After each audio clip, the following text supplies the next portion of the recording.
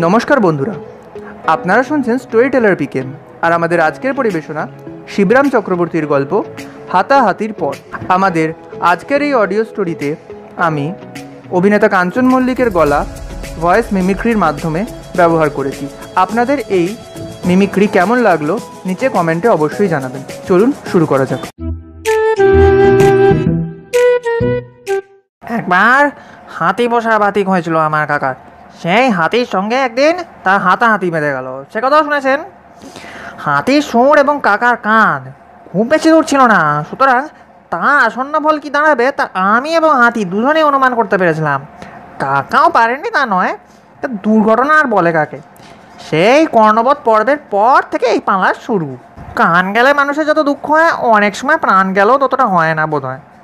কান হারিয়ে কাকা ভারী মুষড়ে পড়েছিলেন দিন কতক। কর্ণের বিপদ পদে পদে, এই কথাটাই কাকাকে বোঝাতে চেষ্টা করি। মহাভারত পড়াও জানা যায়, তাছাড়া পাঠশালায় পড়াবার সময় ছেলেরাও হাড়ে হাড়ে টেন পায়।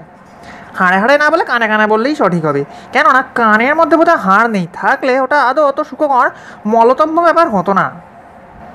কাকাকে আমি বোঝাতে চেষ্টা করি, কিন্তু কাকা বোঝেন কিনা তিনিই জানেন। তত্ত্ব কথা বোঝা সহজ না, আর তাছাড়া তাকে বোঝাই মনে মনে মুখ ফুটে কিছু বলার আমার সাহস হয় না। কাকা আজ বদরাগি খেপে যেতে কতক্ষণ। কাকাকে দেখলে আজকাল আমার ভয় হয়। কর্ণচ্যুত কাকা পদচ্যুত চেয়ারের চেয়েও ভয়াবহ।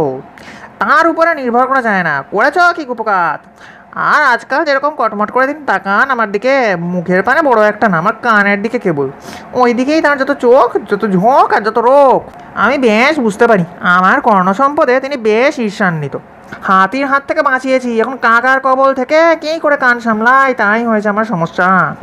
কাকা একবার খেপে গেলে আমাকে তার নিজের দোষে আনতে কতক্ষণ। তাই আমিও যতটা সম্ভব দূরে দূরে থাকার চেষ্টা করি। নিতান্তই কাকার কাছাকাছি থাকতে হলে মর্মাহত হয়ে থাকি এবং মনে মনেই তাকে সান্ত্বনা দিই। অবশেষে একদিন সকালে কাকা অকস্মাৎ চাঙ্গা হয়ে ওঠে। শিবু শিবু ডাক পড়ে আমার। কাকার কাছে দৌড়াই কান হাতে করে। এত যখন হাঁক ডাক কি সর্বনাশ হবে কে জানে। প্রাণে মরতে ভয় পাই না, মারা গেলে আবার জন্মাবো, কিন্তু কানে মারা যাবার আমার বড্ড ভয়। কোথায় ছিলিস এতক্ষণ? হয়েছে, সব ঠিক হয়েছে, আর কোনো ভাবনা নেই। উৎসাহের আতিশয্যে উঠলে ওঠেন কাকা। আমি চুপটি করে দাঁড়িয়ে থাকি। বুঝেছিস কিছু? কাকার প্রশ্ন হয়। আমি দোকান নাড়ি, ঘাড় নাড়লেই কানরা নড়ে যায়, কেন যে তা জানি না, তো বরাবর দেখে আসছি আমি। রামপুরহাট যাবো, টিকিট কিনে আনগে, একটা ফুল একটা হাফ, তুই যাবি আমার সঙ্গে। রামপুরহাট হঠাৎ? আমি বলে ফেলি। হঠাৎ আবার কি? সেইখানেই তো যেতে হবে। আমার সবিশ্বাস প্রশ্নে কাকা যেন হতভম্ব হয়ে যায়। বাবা খাবার জীবনে পড়িসনি, আর পড়বেই বা কী করে? বুড়ো হতে হতে চললি, কিন্তু ধর্ম শিক্ষা হলো না তোর।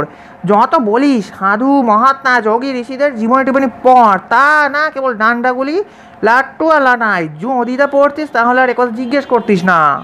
আমি আর জিজ্ঞাসা করি না। মৌনতা দ্বারা কেবল সম্মতি নয়, পাণ্ডিত্যের লক্ষণও প্রকাশ পায়। এই শিক্ষাটা আমার হয়ে যায়।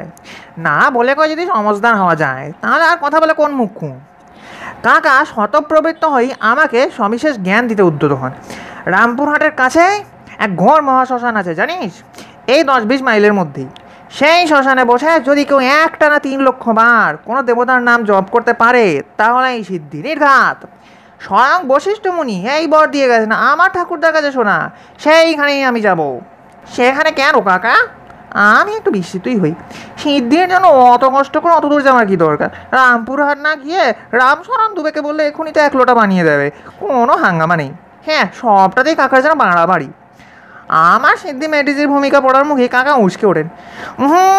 সে সিদ্ধি নয়, ও তো খেতে হয়, খেলে আবার মাথা করে। এ সিদ্ধি পেতে হয়, বামা খাবা।